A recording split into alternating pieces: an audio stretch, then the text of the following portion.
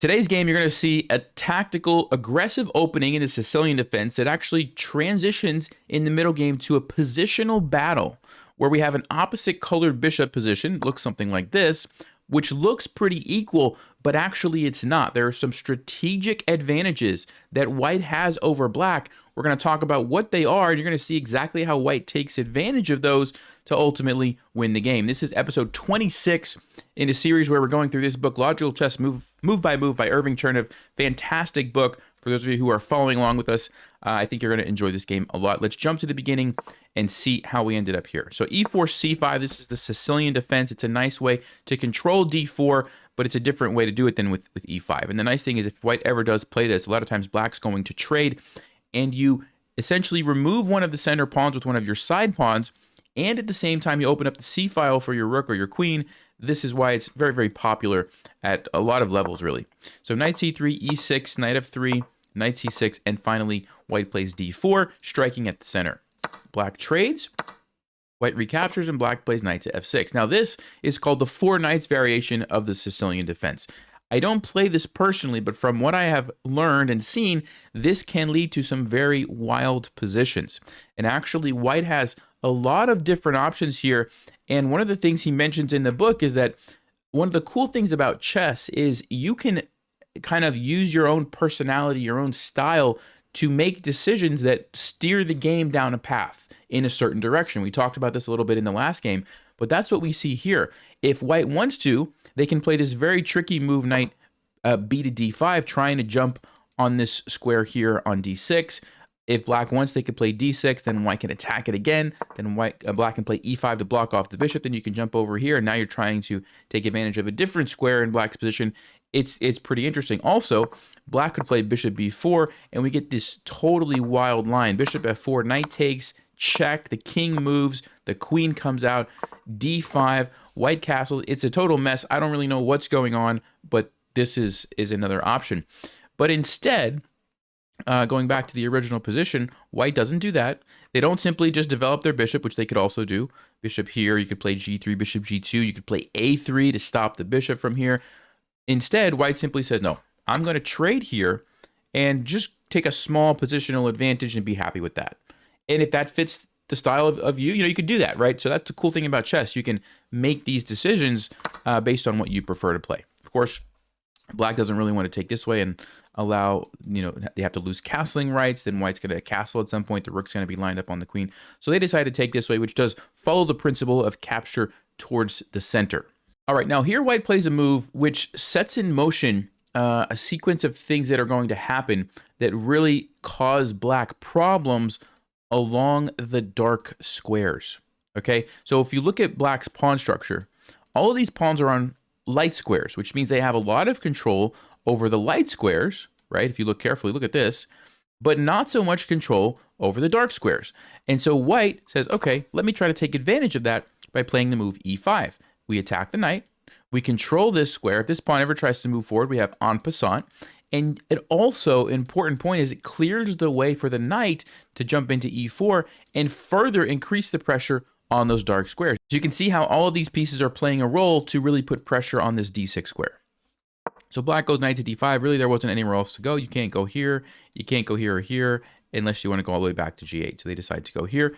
And white jumps over to e4, eyeing that d6 square. And this pawn is really doing a pretty good job of kind of controlling black's position. So black says, okay, this is not good. I need to break free from here. And they go with the move f5. And now white doesn't want to just retreat the knight, so they do en passant. If you're new to chess, this is a special move. When somebody pushes their pawn 2 spaces forward, it lands side by side your pawn. You have the option to take it. It's kind of like if the pawn just moved 1 square. You could just take it, right? It's the exact same thing with en passant. You just take it anyway. You get one chance to do that, and that's what we see here. So now black recaptures with the knight, putting the pressure on the knight on e4. And here, again, look at these pieces lined up on the d6 square. White says, now's the time. Let me jump in with the check. And really, black has to take this. If you move king e7, then your king you can't castle. You're stuck in the center. You're blocking your bishop. You don't want to do that. So black has to take, and white recaptures. Now, let's talk about what has happened here, because this is a very, very good situation for white for 2 reasons primarily. Number 1, you have blockaded black's d pawn to where this bishop is going to have a hard time getting into the game, right? To get the bishop out, you need to move the pawn so that he can come out here, and then move this pawn maybe so he can come out here. Of course, this doesn't look very appealing. You can't go there. This doesn't do much. So that's one thing. The second thing, and maybe even more importantly, is you're stopping black from castling. Okay, you cannot castle if your king passes through a check, right? And when you castle, the king moves 2 squares like this. Since it passes through check, that's an illegal move. This is really great news for white because the king needs to get out of the center. And the fact that it can't is a big deal. Okay, so that is what white has achieved by doing that little maneuver of e5, jumping the knight to e4, and then jumping into d6. Okay, so black says, okay, this is a problem for me. I need to get this queen out of here, and they play the move knight to e4, attacking the queen. White says, that's not a big deal. I'll go to d4, and it's actually a fork on the knight and the pawn. And so how does black defend both of those at the same time? Well, you just go back. And white really liked the queen on d6 so much that they decide, let me try it again, see if maybe black will play something else. And black says, nope, I'm happy with the draw if we repeat. And so they go back to e4. So at this point, white says, okay, I don't want to draw. I think my position is better, which it is. They were right. So I need to find a different move. So the move that they find is queen to b4. And it's still attacking the knight, but it's also keeping the queen on that diagonal, which is, again, preventing black from castling. Okay? So black plays d5, which, starts to get the bishop out, defends the knight, but it doesn't solve the problem of can I castle. So here white plays bishop d3, develops a piece, and also threatens to take the knight and simply win a pawn. And black plays the move queen to d6. They have to deal with this somehow, and queen to d6 is a very nice way to do it, because now if white tries to take the knight, you simply lose your queen for free and you lose the game, right? So you have to deal with that. So I have a question for you guys. What move would you play in this position as white? Well, if you look carefully, there's not a lot of places that the white queen can move to if you don't trade the queens. For example, if you go to d4, e5 is going to happen. Now you're wasting time. You let black's bishop into the game. This is not a good square for the queen. If you go somewhere like, let's just say a4 or b3, the knight's going to jump over fork you. You're going to lose a bishop that way, and then black's going to probably start pushing forward. That doesn't look very good. You don't have a lot of places to go. You can't go here. You can't stay here. So because of that, white says, I guess I should trade. And the thing is, this is the nice thing about positional advantages. You keep them even as you go into the endgame a lot of times. And that's what we're seeing here. What are the advantages that white has? Well, one is the bishop pair, right? Well, that doesn't go away just because you trade queens. You still have the bishop pair, which is nice. Usually the bishops are slightly better than a knight and a bishop, especially on an open board. This board is very open, right? I mean, you can see there's lots of open diagonals for the bishop to use, so that's a good sign. The other thing, which is kind of hard to see in this position, you're going to see it over the next couple of moves, but actually there are weaknesses along these dark squares that persist from the earlier phase of the game. And how white takes advantage of those is really where this game becomes so beautiful. Okay, and that's what you really need to pay attention to, because I think a lot of people in this position would think like, well, okay, I don't know, it looks pretty equal to me, right? Watch what happens over the next couple of moves. White plays the move f4, immediately clamping down and not giving black time to push that forward, because if black pushes this forward, everything changes about black's position. The bishop is free to come out. The pawns are side by side. They could very easily push forward, and they're controlling all these squares. But by playing f4, white says, no, I'm going to clamp down on that right now and not let you do that. Now, Stockfish, I want to point out, actually said bishop f4 was the better way to do it. And if you think, well, the knight's going to go to f7 and then chase you away, look what Stockfish says. You can castle queenside. And if this happens, the rook slides over. And black's in big trouble because of the pin. You're going to lose a pawn here. Even if you push, there's f3. And there's just too many pieces attacking this pawn, and you can't do anything about it because your king is there, right? So nice little idea there by Stockfish, and I think that's actually the best option. But f4 is also good with the similar idea of not allowing black to play e5. So black plays the move a5, and the reason is they need to get the bishop into the game somehow, and since they can't seem to get it here because we've stopped that, they're going to sneak over to a6, and they need the rook to defend it to counter this guy, which is, I think it's a smart idea. Bishop to e3, very good move, and notice what's happening. White has blockaded both of these pawns, and again, it might not seem like a lot. It might not seem like this is a big deal, but you're going to see as the game goes on how this decision ultimately is what pretty much wins the game for white, okay? So, bishop a6, king to d2. This is a very good move. This is a very good move, and I think a lot of people maybe would castle, but bringing the king closer to the center at the end of the game is one of the best things that you can do. We've seen this in other games in the series.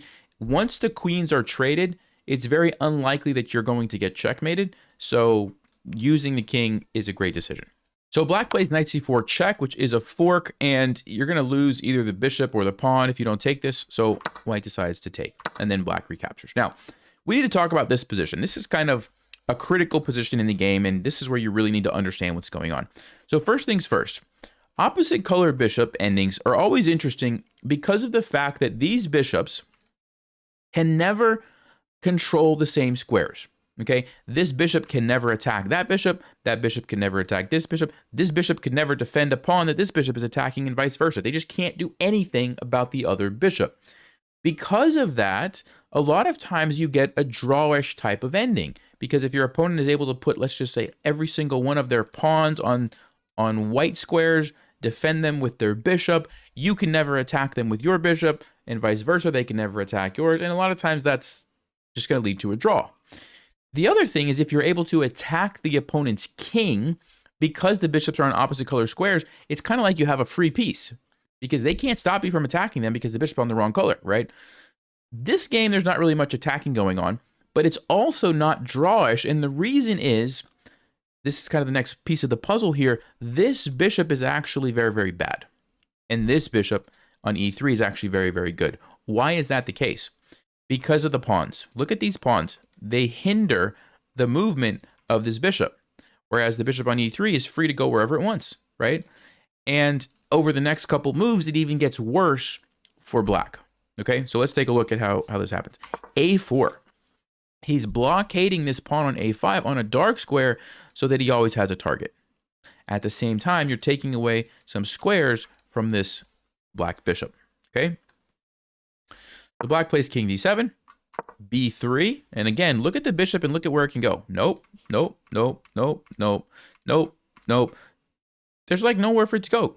It's running out of options. That is why black's position is so bad, and white continues to maintain a grip on all these dark squares.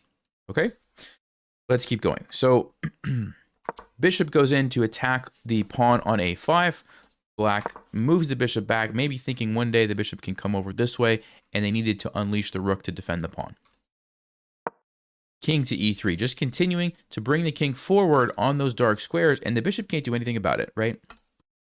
Rook to a6, attacks the bishop, simply retreats, and this is probably even a better square than b6, because look at this, you're controlling all these squares from the king, you're stopping the rook from coming into the game, and again, there's nothing that this bishop can do about it. You know, imagine if this was a knight. The knight could jump around and eventually land on a square that would attack the bishop, or force it to move, or try to trade for it, right?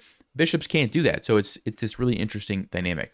So black plays king c7. There's not a lot that they can do. I think they're trying to let the bishop come out this way. Really, they're all tied up. And white just continues, king to d4, invading with the king and just keeping the blockade on all these squares. Bishop to d7, rook comes over. This is actually an important point. You could invade directly with your king, but then the question becomes, what do you do now? I mean, yes, your position looks nice, but how do you make progress?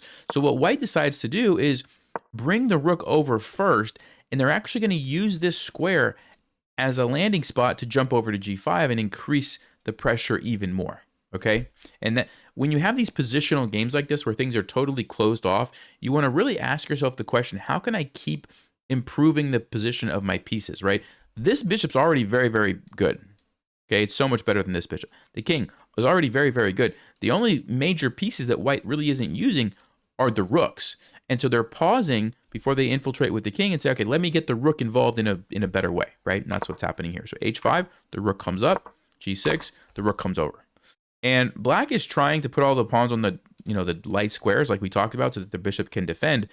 The problem is there's just so many pawns and there's so many weaknesses that the bishop can't do it all. Right, and you're going to have to at some point choose which pawns are you going to defend and which ones are you going to abandon, right? Like, for example, right now, if black were to decide to go here, yes, you defend this, but now you're abandoning this.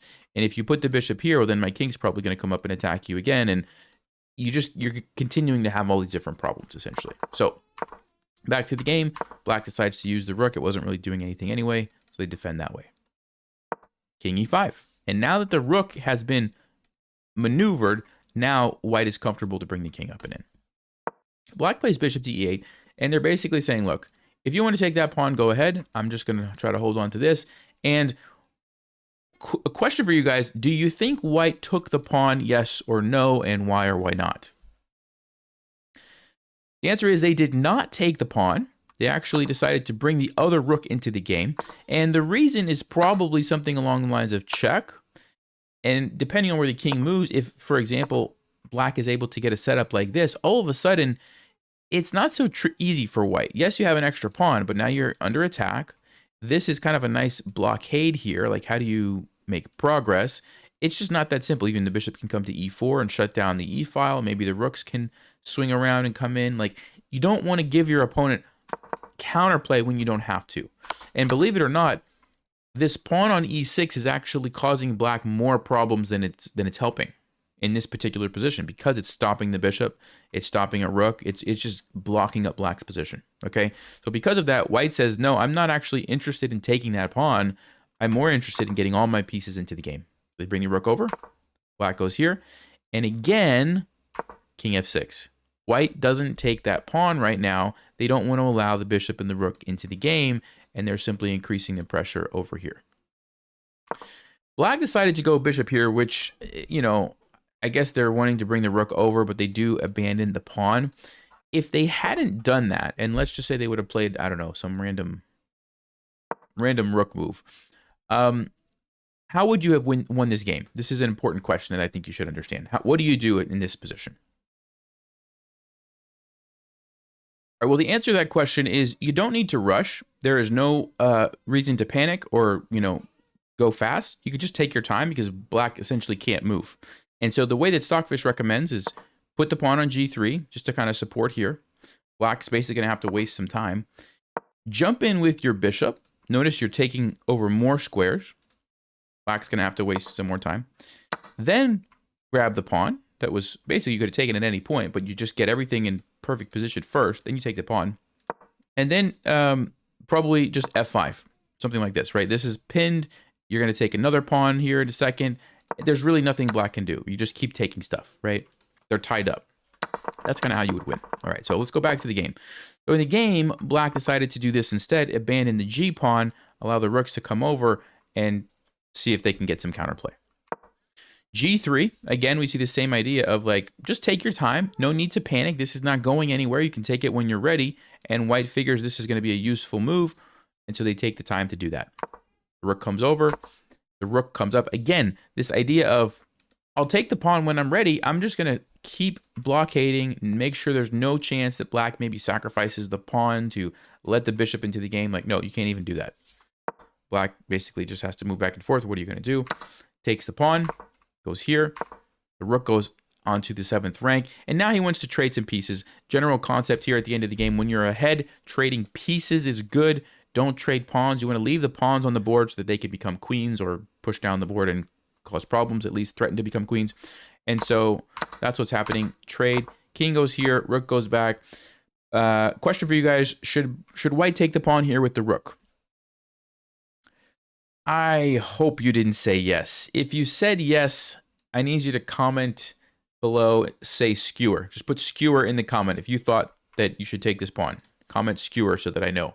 The problem with rook takes h5 is now you lose the game because of the skewer from the bishop. After you move, you lose your rook and you lose the game.